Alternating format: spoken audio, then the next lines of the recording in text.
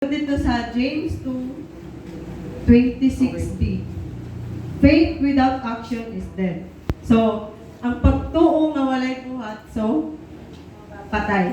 So it's useless ra gyapon kung walay gyud buhat. So na ako'y ihimo diri na 3 views of showing commitment to action. Mo din na ako title.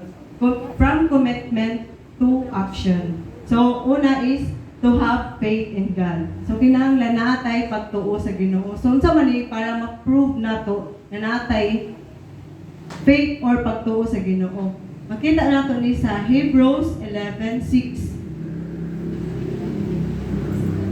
No one can please God without faith, for whoever comes to God must have faith that God exists and rewards those who seek Him. So, kana sa Bisaya, walay makapahimuot sa Ginoo kung dili pinaagi sa pagtuo. Kaya moduol sa Dios kinahanglan gayud motuo nga adunay Dios nga gantihan niya ang nangita kaniya. So grabe ka klaro no? Wala tay makapahimuot sa Ginoo kung dili pinaagi sa pagtuo. So dili gihapon ni siya kung bisa naa kay faith pero wala nimo ni siya gina-apply sa imong kinabuhi or wala ka mga lagad sa Ginoo, it's useless. So my question is, how can you prove or say that you have faith in God but you don't believe in God? Naatod kay pagtuo pero wala kay pagsalig. Amo ba? Sakto? Nituo ka sa Ginoo pero wala ka misalig. Sama na mag-ampo ka, Lord. Sana tagaan ko ni king ani.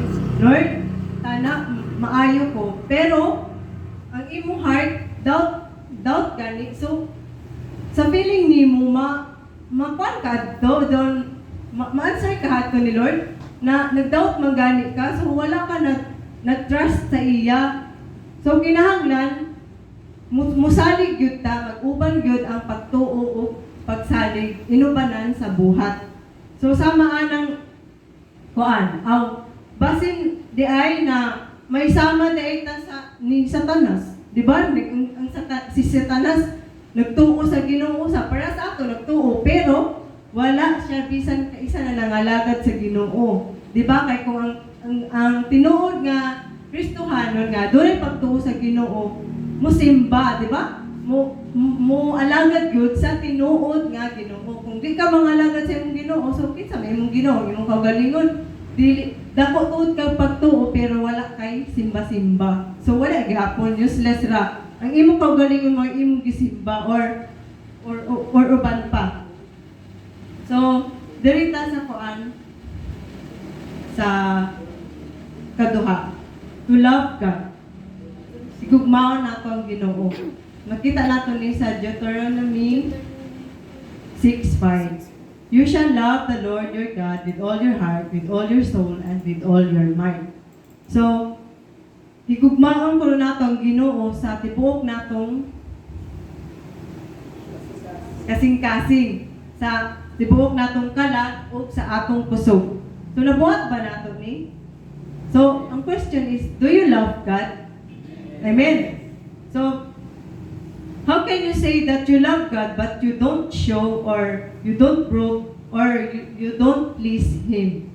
So, di ba kaisira mo lang, I love you Lord, I love God, but still, naagapoy, but still na imo gina-reject gapon si Lord. So, sa mga paagi na na-reject nato si Lord. Kato sa mga panahon na nabundan siya ta, sa panahon na baskog pa ta, nag-agi ko ani, sa panahon na ang tanan na ana sa imo, pero wala din mo na malayan, wala na kay time sa Ginoo, wala na kay devotion, wala na kay diba, kung usahay ka ng basko, galit na murag makalimtan na nato ang Ginoo, bakay magsalig ka sa atong kagalingon kuso, to dili dahil dapat yung anak. Wala, dili ni mo ma-please ang Ginoo sa yung anak na makuan. Na-reject na ni mo si Jah.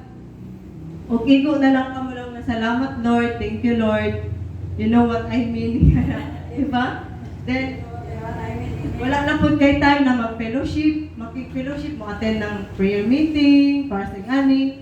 So, asa naman ang imo to love God? Wala na ka nag-love sa Ginoo. Asa na may imong gilove? Katong imong blessings na nawili ka sa imong kabisihan na instead na focus ka dito sa naghatag og blessings dili katong sa blessings, di ba? Sakto pabaliktad to. Dapat mag-focus ka sa nagbigay ng blessing, wala sa blessing. So, nawala na ta sa passing. Instead ng atong commitment is to love God, nahimo na noon to love the blessings. So, I know nawala na diri. At na sa gawas. Loy, kamupok na raban na ko tapit. Kaikatulong na ko. Oh my God. Supay na lamang. To love others. Oh. Pagigugma ko sa uban. Others. Yes. Galatians 5:14. Love your neighbor as yourself. So morning as a Christian, this is our duty to love others as a believers of Christ. For this is the most second commandments of God. So sugo ni sa Ginoo. So kaya ba natin higugmahan ang atong mga silingan? Dili ilaw na silingan ka ng doon ubang tao ba na dili kaibig-ibig ba kumbaga nga na. So unsa rin mo papakita og love sa imong silingan sama sa imong kaugalingon. Ingon man diri na love your neighbor as yourself. Kung ikaw mismo wala mag-love sa imong kaugalingon. So di ba lisod na mag-love ka sa imong silingan na kuya ka nag-care sa imong kaugalingon? Sama na sa kanang sabutan gani na mangayo si Janashay pangayoon na wala nimo maighatag kay wala man kaana na butang, di ba? O mulaong na lang kasi mulaong kasi imong silingan na sample na mulaong ka mag-advise ka ba? Uy, pagbago na kay bagong tuig na pero ikaw mismo wala ka nagbago sa imong kaugalingon. So ano man adto? Dapat unahon nato ang pangkaugalingon, adisir ang uban. Di ba kay ang tanaw sa imo, mismo sa man sige man nag-advise, tambag balibag, di ba? Kung may tawag nila na, di ba? Kuan. Di pa karon ingnon, hipokrito. So, as a Christian dili ta dapat ay anak kinana aware ta na sa atong kaugalingon dili ta mo kanang magpuna sa uban gani. Unahon nato ang atong kaugalingon. Mabasa nato ni sa Mateo 7:35. Mateo 7:35 palihog.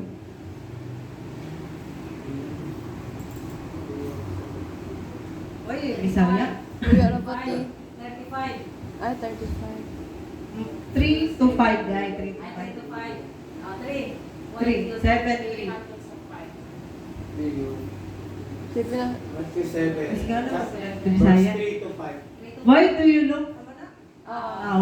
look at the speck at your that is in your brother's eye, but you do not notice the log that in your own eye?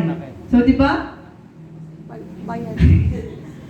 Yan ang Bisaya lagi. Gano'ng magkuhan ka kapuno na down.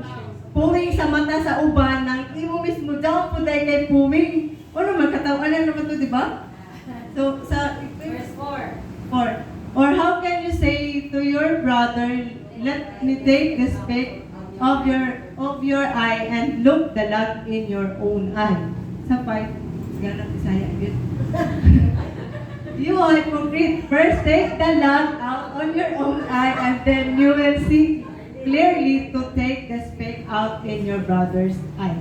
So, unahon yun nato ang ato kaugalingon, deserta magpuna sa uban. Kay kung angayan ba tamo puna sa ilang na para dili ta masupalpal ba, dili ta masumbalik sa ato mga words, di ba? So unahon gyud nato ang ato kaugalingon. So kay ang tinuod nga nagpakita og gugma sa iyang isig ka tawo or uban sama sa iyang kaugalingon is makita nato sa Matthew 7:12. Kisay nakapamilyar ani. The golden rule. Bisaya gid ako diri. Buhatan ngadto sa uban ang buot ninyo nga ilang buhaton nga na kaninyo. So di ba mao gyud ang atong gusto?